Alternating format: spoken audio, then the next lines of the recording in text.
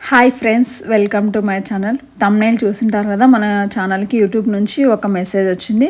అదేంటంటే నేను ఒక వీడియో అప్లోడ్ చేశాను చూసారా, ఆమె గృహిణి కానీ అని హౌస్ వైఫ్ గురించి.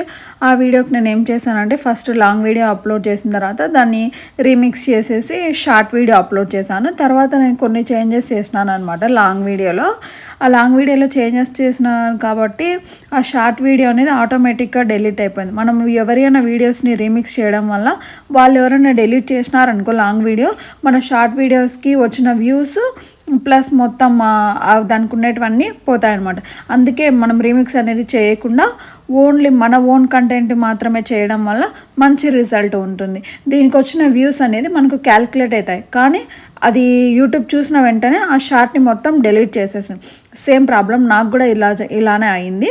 అందుకే యూట్యూబ్ నుంచి మనకి మెసేజ్ వచ్చింది. యూట్యూబ్ కూడా మనందరినీ సపోర్ట్ చేస్తుంది.